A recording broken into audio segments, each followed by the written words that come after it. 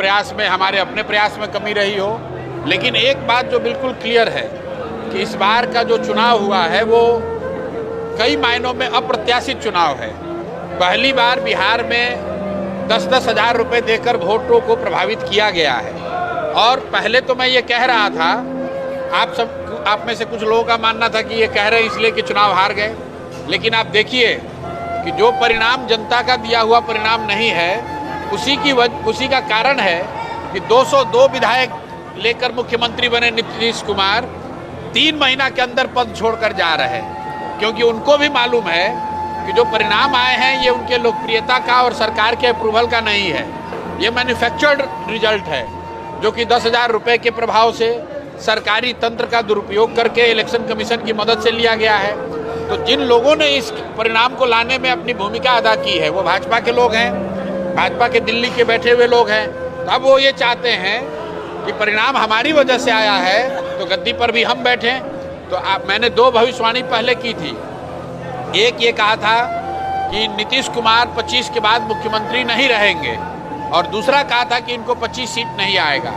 मेरा आज भी मानना है कि अगर चुनाव फेयर होते, अगर इलेक्शन कमीशन ने 10-10 हज़ार रुपये बांटने की स्कीम नहीं को स्वीकृति नहीं दी होती और बड़े पैमाने पर सरकार की मिलीभगत से चुनाव नहीं लड़ा गया होता, तो नीतीश कुमार को 25 सीट से ज़्यादा नहीं आता। लेकिन चलिए वो बात तो हो गई। लेकिन आप उसका दूसरा जो मैंने बात कहा था कि नीतीश कुमार मुख्यमंत्री नहीं रहेंगे, आप देख रहे हैं कि नीतीश कुमार को पद छोड़ना पड़ रहा है। बहुमत की कमी नहीं है, लेकिन फिर भी पद छोड़ रहे हैं। ये भारत के इतिहास में पहली बार हो रहा है कि 202 तिहाई बहुमत वाले नेता 3 महीने के अंदर पद छोड़कर जा रहे हैं। और आगे की एक भविष्यवाणी आपको कर देता हूं कि भाजपा वाले लोग, जिन लोगों ने ये मैन्युफैक्चर्ड परिणाम लाने में अपना योगदान दिया है, अब मोदी जी और अमित शाह मिलकर ऐसे व्यक्ति को बिहार में मुख्यमंत्री बनाएंगे ताकि दिल्ली से बैठकर बिहार की राजनीति और बिहार की सरकार को चलाया जाएगा। गुजरात के हितों को ध्यान में रखकर बिहार के नीतिगत फैसले होंगे।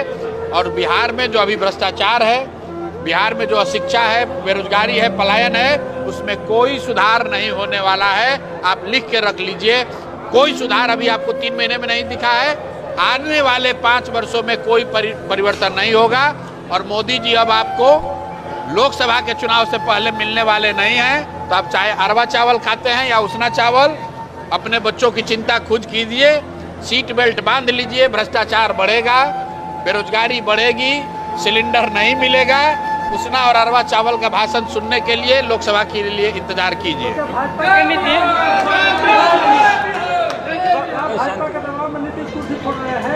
भैया दबाव की बात ही नहीं है। ये जो परिणाम आया है ये नीतीश कुमार का परिणाम ही नहीं है। इस परिणाम को तो केंद्र सरकार ने, इलेक्शन कमीशन ने सरकारी पैसे से खरीदा है, मैनेज किया है। तो जो लोग परिणाम के लिए रिस्पॉन्सिबल हैं, जो लोग ये परिणाम लेकर आए, सत्ता में तो वही बैठेंगे। नीतीश कुमार के चेहरे पर अगर नीतीश कुमार को वोट मिला होता तो नीतीश कुमार क्यों छोड़ते पद? जिस इलेक्शन कमीशन की मदद से जीत कर आए हैं वो इलेक्शन कमीशन अभी भाजपा के हाथ में है, केंद्र सरकार के हाथ में है।